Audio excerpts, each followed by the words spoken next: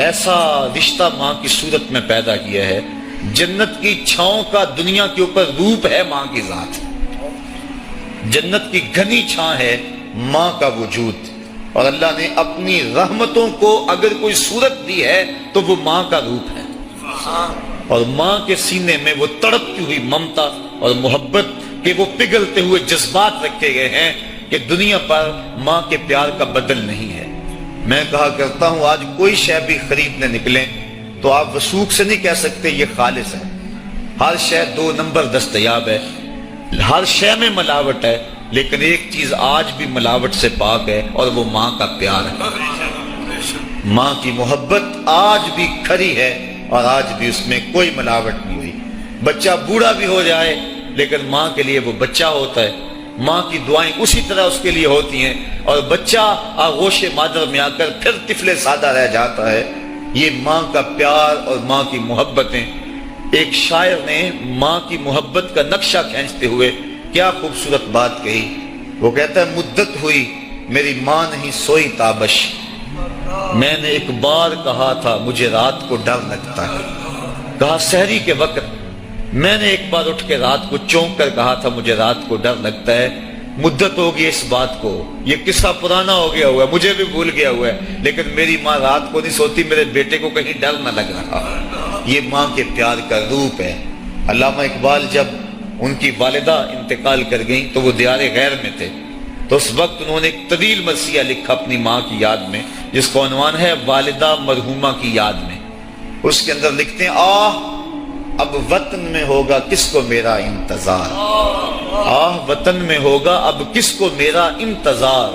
کون میرا خط نہ آنے سے رہے گا بے قرار، آرزو لے کر تیری خاک مرکت پہ آؤں گا، اب دعائے نیم شب میں کس کو میں یاد آؤں گا، کون پچھلے پہر اٹھ کے دعا کرے گا۔ ہر ایک سے کہنا پڑتا نا جناب دعا کرنا، مولوی صاحب سے بھی عرض کرنا پڑتا حضور دعا میں یاد رکھنا، پیر صاحب سے گزارش کرنا پڑتی ہے جناب مجھے دودھ راتوں میں اور چاندنی راتوں میں مجھے یاد رکھنا، حاجی کو معتمر کو کہنا پڑتا جناب دیار حرم میں جا رہے ہو اور دیار حبیب میں جا رہے ہو وہاں مجھے دعاؤں میں یاد رکھنا، سین حرم میں بھی اور جالی کے سامنے بھی، ہر ایک کو کہنا پڑتا ہے کہ مجھے دعاؤں میں یاد رکھنا۔ کبھی ماں کو بھی کہنا پڑا ہے کہ امی دعاؤں میں یاد رکھنا۔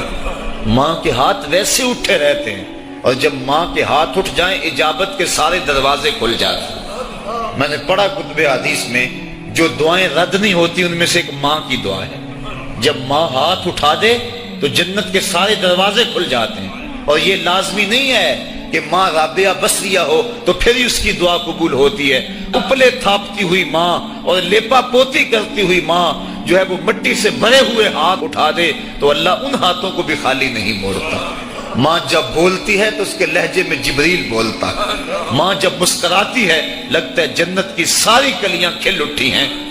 ماں کے چہرے کی رونق اور ماں کے چہرے کی جو ہے وہ خوشی بیٹے کے دل کو حقیقی قرار اور حقیقی تسکین دیتی ہے۔ جو ٹھنڈ ماں کے ساتھ نصیب ہوتی ہے وہ کائنات میں کسی اور جگہ پہ نہیں ہے، جو گھنا سایہ ماں کے دامن میں ہے وہ کسی اور جگہ میسر نہیں ہو سکتا ہے۔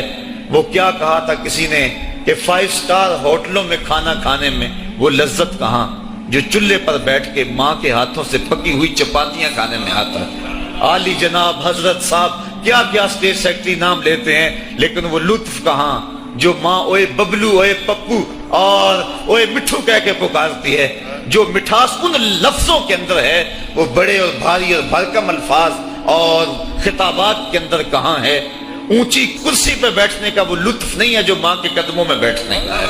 اللہ نے ماں کے روپ کے اندر ایک محبت اور ایک الفتوں کا ایک ایسا دریا دیا ہے کہ جس کے اندر انسان جب جاتا ہے تو اس کے دکھوں کے سارے میل دھل جاتے ہیں اور وہ بالکل آسودہ ہو جاتا ہے۔ یہ ماں کا روپ ہے، یہ ماں کا پیار ہے۔ تو ماں کا بچھڑ جانا، اس دنیا سے چلے جانا، یہ ایسے ہی ہوتا ہے جس طرح کوئی بندہ گھنے سائے میں کھڑا ہو تو اچانک اس کو دھوپ میں کھڑا کر دیا جائے، پھر اسے پتا چلتا ہے کہ کتنا گھنا سایہ تھا۔ جس طرح درخت ساری دھوپ اپنے اوپر سہتا ہے اور جو اپنے نیچے کھڑا ہو اس کو ٹھنڈک دیتا ہے، اسی طرح ماں باپ سارے دکھ اپنے اوپر سہتے ہیں لیکن اپنی اولاد کو ٹھنڈک پہنچاتے ہیں۔ ماں باپ کے اس دنیا سے چلے جانے کے بعد پتہ چلتا ہے کہ میں کتنی گھنی چھاؤں سے کس کڑاکے دار دھوپ میں آ گیا ہوں، اور میری زندگی کے اندر کتنے دکھوں کا زہر گل رہا ہے۔ جو زہر پہلے ماں ہمارے قریب نہیں آنے دیتی تھی، جو باپ ہمارے قریب نہیں آنے دیتا تھا، وہ اپنی باہوں میں اور اپنے سینے میں ان غموں اور دکھوں کو سمیٹ لیا کرتے تھے۔ تو ماں کا بچھڑ جانا، ماں کا اس دنیا سے چلے جانا